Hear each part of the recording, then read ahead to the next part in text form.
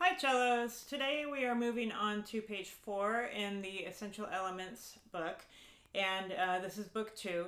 We are looking at the key of G major for page 4 and also page 5, and so we're going to be exploring the notes on the G string, and the notes in G major on the G string are G, open, we have A is first finger, B is third finger, and then C is fourth finger. The second finger on the G string is B flat, also called A sharp, but often it's B flat. So we're not using the second finger today for these exercises. Let's go ahead and start out with number 10, which is the G major scale in a round. So this is similar to what we played on page 2 with the D major scale, but now we're doing the G major scale. So we are only going to play the top note once because this is meant to be played as a round. Let's do it together first with the backing track, and then we'll go ahead and do it again, and I will lay out for a measure and let you start, and then I'll play it after you in a round.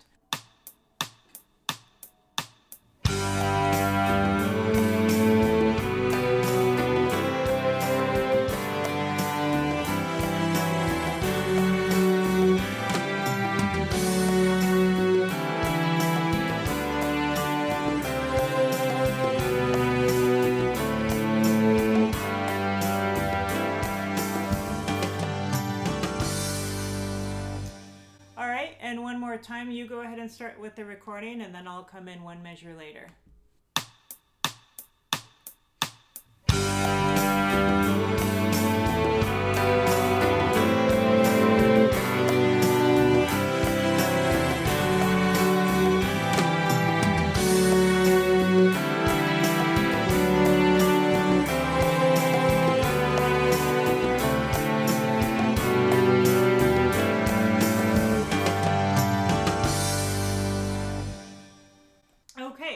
Moving on to number 11, this is the G major arpeggio. So again, very similar to what you played on page 2, but just on different strings. If any of these exercises go too fast for you or until you have worked it up to tempo, notice that there is a little icon on the top in Essential Elements Interactive, right next to the controls at the top where there's the play button and the record button, there's a little slow button. If you push that button, that will slow down the tempo for you. There are basically 2 speeds for each exercise.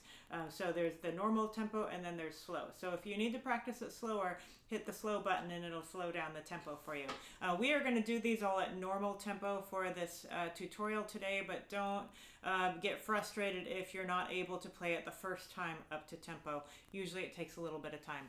So moving on to number 11. Here we go, G major arpeggio. And the notes of the G major arpeggio are the notes of the G major triad.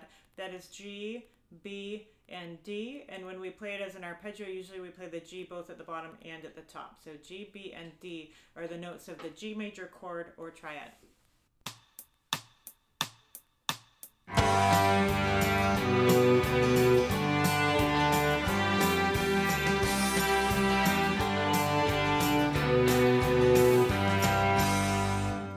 Good.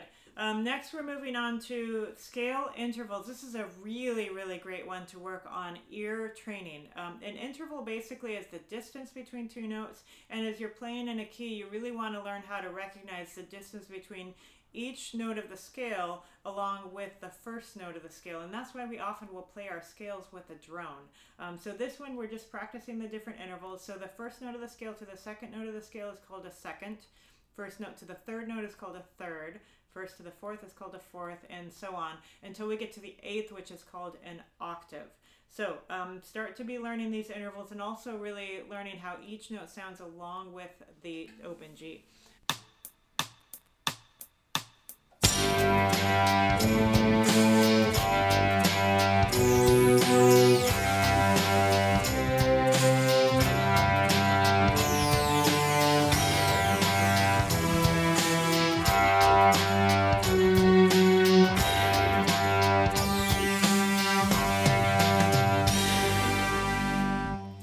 That's a really great exercise. I would encourage you to practice that with and without the backing track.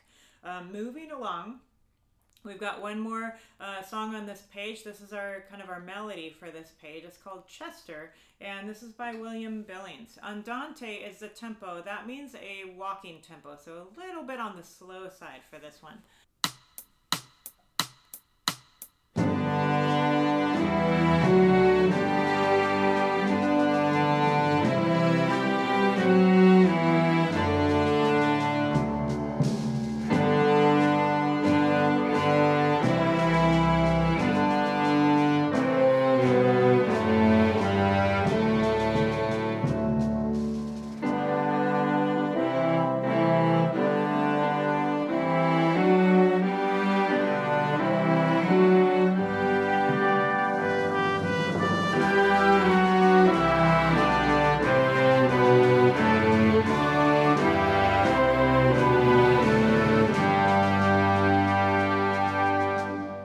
Okay, nicely done.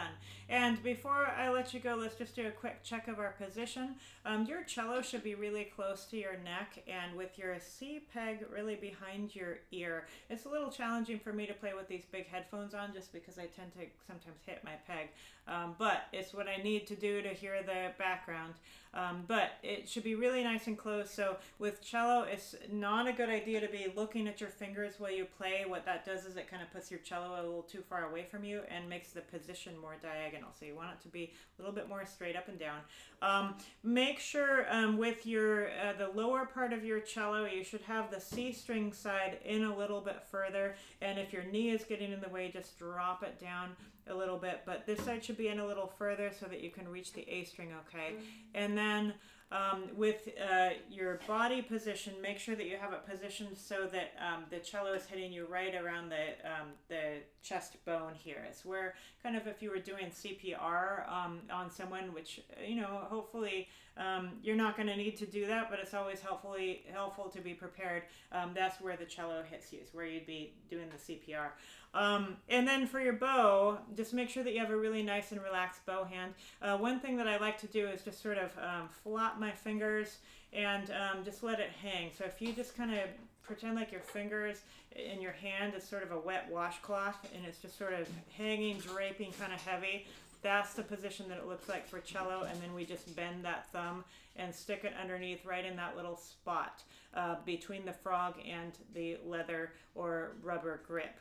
So right in that spot, don't let it come through. That's going to put a lot of tension in the top of your hand if you slide the thumb through. It should be just against the back, and make sure that your pinky is draping over, kind of using friction to grab the frog and pull it on the up bows, so it's actually applying more weight into the bow. When you're, to make a good sound on the cello, when you're playing, you want to really put quite a bit of arm weight into the bow, and the lower the string you're playing, the more weight you're putting into the bow. So you don't need as much on the A string, but on the G string, the key to a good sound is to just really make that elbow heavy, like there's a weight hanging from the elbow. So good luck. I hope you enjoy playing page 4.